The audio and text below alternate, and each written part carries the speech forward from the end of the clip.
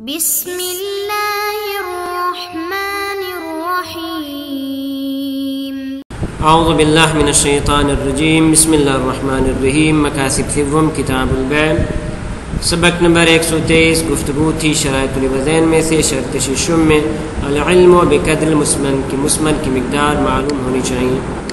تو آج کے درس میں گفتگو یہ تھی کہ مسئلہ جو چل رہا تھا وہ یہ کہ متساویت الاجزاء چیز کے بعد اسے کو بیچنا چاہتے ہیں تو بیچنا جائز ہے یا جائز نہیں، اور کس طریقے سے بیچنا جائز ہے۔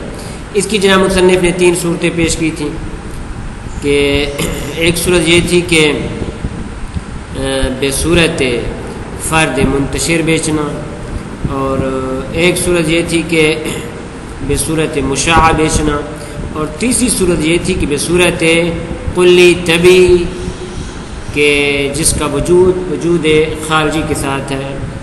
تو ہماری گفتگو اس تیسری بحث میں تھی کہ ہم مبیع کو طبیعہ کلیہ قرار دیں اور وجود فرد خارجی کے ساتھ مبیع جائز ہو جائے گی۔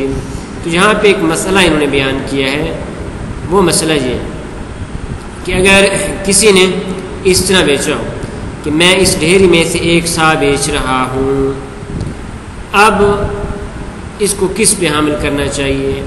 آیا وجہ اول پہ یعنی کسر مشاع پہ، وجہ دوم پہ کہ فرد منتشر ہو، یا وجہ سوم پہ کہ کلی طبی کہ المعین فی الخارج، کس پہ اس کو حامل کرنا چاہیے؟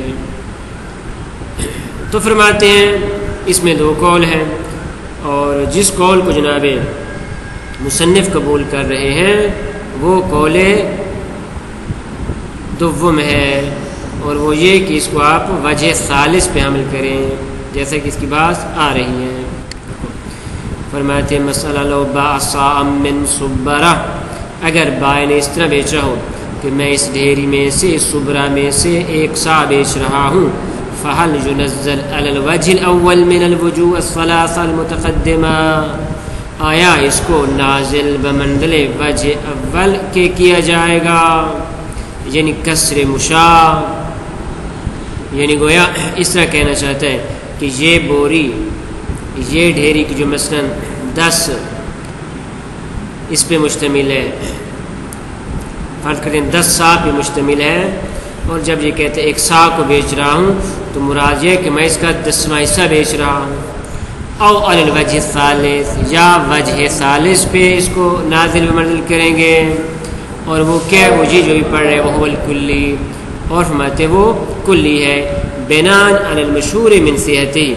البتہ یہاں پہ ابھی ہم نے بیان کیا بنا بر اس قول کے کہ جو کہتے ہیں کہ وجہ کلی پہ بیچنا جائز ہے، اس طرح کہ اس کا وجود فرد خارجی کے ساتھ ہو جائے گا۔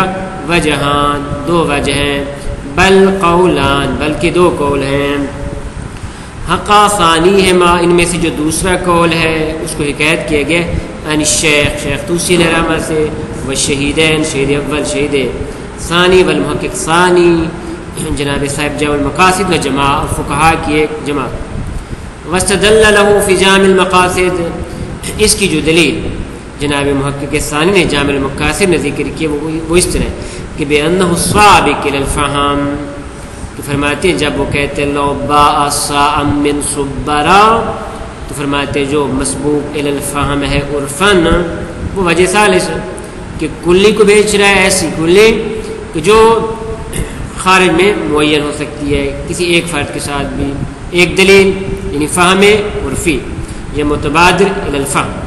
دوسری وبروایت برید بن معاویہ عن ابی عبداللہ علیہ السلام، ایک روایت جناب برید بن معاویہ رضی اللہ عنہ کی امام جعفر صادق علیہ السلام سے ان رجل، کہ وہ پوچھتے ہیں امام سے ایک ایسے شخص کے بارے میں کہ اشترى 10,000 طن من انبار بعضہ علی بعض، کہ انہوں نے 10,000 ٹن گندم خریدی ایک ایسے انبار سے کہ جس کی بوریاں ایک دوسرے کے اوپر پڑی ہوئی ہیں، بعض علی بعض، من اجمۃ واحدہ، ایک بہت بڑے گودام کے اندر پڑی ہیں، اور اس میں سے ٹوٹلی طور پہ اس نے 10,000 ٹن خریدے ہیں۔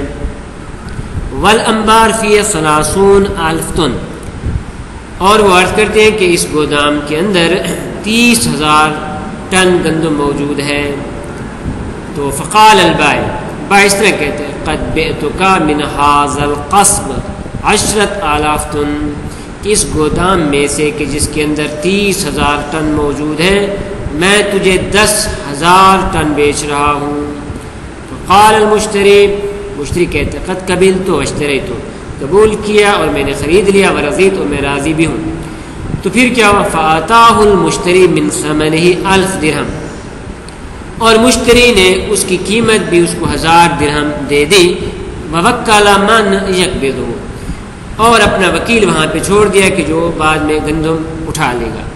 پھر کیا ہوا؟ فاصبح وقد واقع فی القصب نار، لیکن ایسا ہوا کہ اس گودام کے اندر آگ بھڑک اٹھی.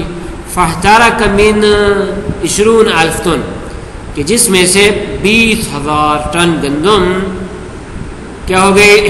جل گئی. وباقی 10,000 ٹن، صرف 10,000 ٹن باقی رہ گئے. اب سوال، یہ 10,000 ٹن کس کے ہیں؟ فقال علیہ السلام، تو جناب نے فرمایا 10,000 ٹن التي باقیت هي للمشتری، فرمایا 10,000 ٹن مشتری کی ہے. وال20 التي احترقت من مال البائع، اور وہ جو 20,000 ٹن وہ جو جل گئے وہ مال بائع سے تھے. تو اس کا نتیجہ یہ نکلا کہ وہ بصورت کلی تھی کہ اس وجود خارجی کے ساتھ اس کی تعیین ہو گئی تھی. بنابراین وہ 10,000 ٹن مشتری کے تھے، اور جو باقی تھی وہ بائع کی تھی، لذا جو جل گئی وہ بائع کا مال تھا. اس طرح انہوں نے استدلال کیا. وَيُمْكِنْ دَفْعُ الْأَوَّلِ، شیخ انصاری رحمۃ اللہ علیہ فرماتے ہیں کہ پہلی دلیل کا دفع اس طرح ممکن ہے کہ ہم کہیں کہ وہ جو آپ نے فہم عرفی سمجھا ہے وہ فہم عرفی ایک دوسرے طریقے سے بھی ہو سکتے ہیں. کس طرح؟ کہ بِأَنَّ مُقْتَضَى الْوَضْعِ فِي قَوْلِهِ سَاعًا مِّن صُبَّرَ هُوَ الْفَرْضُ الْمُنْتَشِرُ الَّذِي عَرَفْتَ سَابِقًا أَنَّ الْمَشْهُورَ بَلْ الْإِجْمَاعُ عَلَى بُطْلَانِهِ، کہ جب وہ کہتے بِعْتُكَ سَاعًا مِّن صُبَّرَ، اس پہ جو تنوین ہے تنوین ہے تنکیر ہے، پس اس کی وجہ فرد منتشر میں کوئی بھی فرد اس میں سے ہو سکتا ہے، نہ کہ کلی مراد لیں اور مراد یہ لیں کہ فرد خارجی کے ساتھ نہ. تو بعض نے اس کا اس طرح جواب دیا، لیکن فرماتے فرد منتشر اس کے بارے میں ہم پہلے بتا چکے ہیں آپ کو کہ مشہور بلکہ اجماع ہے کہ یہ مبی باطل ہے. اور جہاں پہ ہم دیکھ رہے ہیں کہ امام نے مبی کو باطل تو نہیں کیا، معاملہ تو صحیح قرار دیا ہے، بس فرد منتشر مراد نہیں ہے. اسی طرح ومقتضى المعنى العرفی هو المقدار المقدر بصا، اور معنی عرفی کا تقاضا یہ ہے کہ وہ مقدار ہونی چاہیے کہ جس کی تقدیر صاع کے ساتھ بیان ہو چکی. ظاہر حینئذ الاشاء، تو اس کا ظاہر تو یہ ہے کہ اس سے پھر کسر مشاع لینی چاہیے. لیکن جب کسر مشاع لیں تو ہم دیکھتے ہیں کہ امام علیہ السلام نے یہ مشتری کے لیے قرار دیا، جو باقی رہ گئی مشتری کے لیے قرار دیے. درحالانکہ اگر بصورت مشاع ہوتی تو امام فرماتے دونوں کا حصہ ہے، پس مشاع بھی نہیں ہو سکتی اور فرد منتشر بھی نہیں ہو سکتا. کیوں؟ لأن المقدار المذکور من مجموع الصبرہ مشاع فیہ، یہ صورت مشاع تھی. وأما الروایہ، پس اس طرح پہلے کا دفع ممکن ہے اور ساتھ جواب بھی جناب نے پیش کر دیا. وأما الروایہ، فرماتے وہ جو روایت آپ نے ذکر کی ہے فَهِيَ أَيْضًا ظَاهِرَةٌ فِي الْفَرْدِ الْمُنْتَشِرِ، فرماتے اس کا جو ظہور ہے وہ فرد منتشر میں ہے. كما اعترف به في الریاض، جس طرح کہ جناب سید عاملی نے ریاض المسائل میں اعتراف کیا کہ اس کا ظہور فرد منتشر میں ہے. لہذا روایت کا جواب انہوں نے اس طرح دیا. لیکن الانصاف، لیکن پھر جناب اپنا نظریہ پیش کرتے ہیں ان العرف يعاملون في البيع المذكور معاملة الكل، فرماتے اس قسم کے معاملات میں عرف وہ کیا کرتا ہے، وہ بصورت کلی المعین فی الخارج والا معاملہ کرتے ہیں. فیجلون الخیار فی التعیین الی البائع، لہذا وہ تعیین میں اختیار بائع کو دیتے ہیں کہ بائع کلی کی صورت میں بائع جہاں سے بھی چاہے وہ مشترک اٹھا کے دے دے. وَهَذِهِ إِمَارَةُ فَامٍ الْكُلِّ، اور فرماتے ہیں یہ دلیل ہے، بینہ ہے، عمارت ہے کہ عرف اس سے کلی مراد لیتا ہے. عرف کا فہم اس سے کلی ہے، نہ فرد منتشر. وَأَمَّا الرِّوَایَۃُ، اما جو روایت ہے فلو فرضنا ظہورها فی الفرد المنتشر، اگر ہم فرض کریں کہ اس سے مراد فرد منتشر ہے تو فلا باس بحمل علی الکلی، تو فرماتے ہیں اس کا کلی فی المعین پہ حمل کرنے میں کوئی حرج نہیں ہے. کیوں؟ لأجل قرینۃ الخارجی، کیونکہ قرینہ خارجی موجود ہے. اور قرینہ خارجی کیا تھا؟ وہ یہ تھا کہ مشہور بلکہ اجماع موجود ہے کہ فرد منتشر کی بحث صحیح نہیں ہے، درحالانکہ کہ یہاں پہ بیع کو صحیح قرار دیا گیا ہے.